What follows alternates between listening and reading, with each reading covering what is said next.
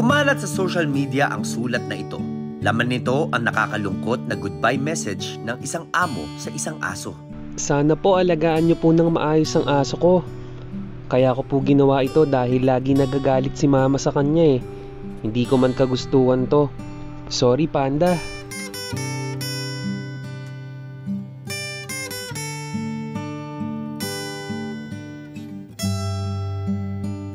Ayaw niya talagang iwan si Panda. Hindi lang talaga niya kaya. So, parang ako, nakarelate ako sa kanya kasi ako din mahilig ako mag-alaga. Sana alagaan natin yung mga aso natin dahil may buhay din sila. Sa CCTV footage na nakuha ng Team AHA, nahagip ang actual na pag-iwan sa asong si Panda. Ramdam ang pagmamahal sa aso. Hanggang sa mga huling segundo ng video. Ang nakakatuwang isipin, marami ang nag-volunteer na mag-alaga at mag-ampon sa aso. Kamusta na kaya ang viral na aso? Magkita pa kaya sila ulit ng dating amo?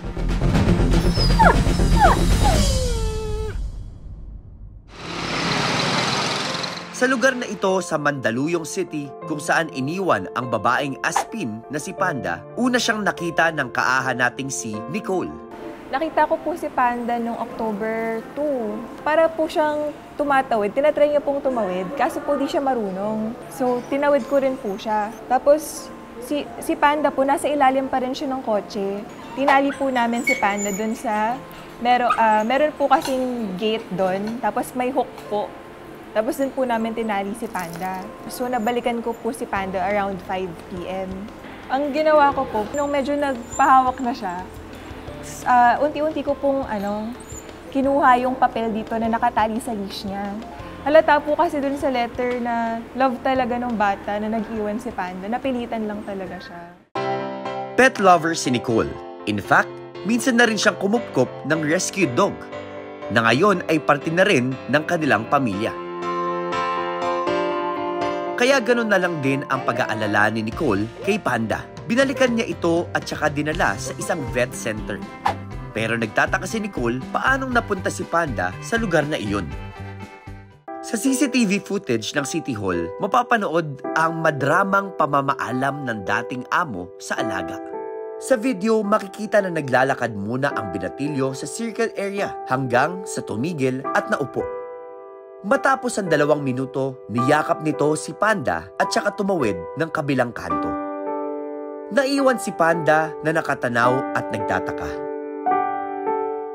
Para maintindihan ang nararamdaman ng alaga nating si Bantay, ayon sa eksperto, mahalaga raw na maintindihan natin ang mga research na ginawa tungkol sa emosyon ng mga tao. Naniniwala ang mga researcher na ang isip ng isang aso ay roughly equivalent sa isang toddler na 2 to 2.5 years old. Pero hindi naman daw sindami ng emosyon ang nararamdaman ng mga ito gaya ng mga toddler. Ibig sabihin, kayang makaramdam ng joy, fear, anger, disgust, at love ng mga aso pero hindi ng complex na emosyon tulad ng guilt, pride, at shame. Pag inaambad na natin yung mga alaga nating aso at pusa, definitely may nararamdaman yan silang emotional na trauma, no? Because cats and dogs, they are very close to their owners. Yung bond ng mga alaga nating aso at pusa sa mga atin, mga tao, is very tight. So you can only imagine na pag iniwan sila sa unknown location, wala silang kilalang ibang tao. So, yung psychological trauma na nadudulot, so psychological, emotional trauma na nadudulot sa kanila is grabe talaga. Ayon sa eksperto, malamang ay nakaramdam si Panda ng fear o takot sa mga oras na iniwan siya. Pero may happy ending ang kwentong ito dahil si Panda nakahanap na ng bagong fur parents. Kung sino sila, abangan! Ang founder ng Facebook page na Aspin Tunay at Tapat na si Mariz, kilalang dog rescuer mula sa Quezon Province. 2011 nang magsimula siyang mag-rescue ng mga aso at pusa kasama ang kanyang nanay. Advokasya na rin namin at purpose na rin po talaga namin sa buhay. Siyempre, mas marami pong mga tao ang hindi nakaka-appreciate sa mga aspin. Yun, sabi namin, Dahil marami kami nakikitang mga asong palaboy, mga sinasaktan. Sabi namin, bakit hindi namin buksan yung tahanan namin dun sa mga asong nangangailangan? Misyon nilang makapagbigay inspirasyon sa mga tao, kaya naman sa pamamagitan ng kanilang Facebook page at TikTok account na may libo-libong followers, sinishare nila ang pictures at videos na nagpapakita ng pagmamahal nila sa rescue dogs at cats. Dahil bukod sa pagmamahal na binabalik sa atin ng mga alagang hayop, alam nyo bang may physical at mental health benefits din ang pagpet o paghimas sa kanila? Ayon sa isang study, ang 15 minutes na pagpepet sa isang aso ay kayang magpababa ng blood pressure ng 10%. Kaya rin nitong magpababa ng feeling ng stress, depression, at malabanan ang pagiging malungkutin. Sa experiment na isinagawa sa pag-aaral, kita raw ang significant reduction ng cortisol, isang major stress hormones sa mga participant na nakakasalamuha ng aso. Ngayon, meron ng 54 dogs at 16 cats na inaalagaan sina Maris sa kanilang tahanan. Isa dito si Teacher na from being a rescued dog, isa na ngayong commercial dog model. Ang galing naman ng asong yan!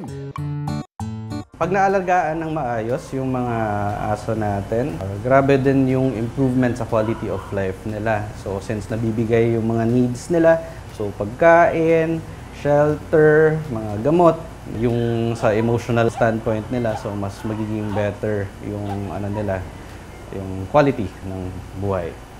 Nabalitaan ni Maris ang kwento ni Panda at naantig din siya.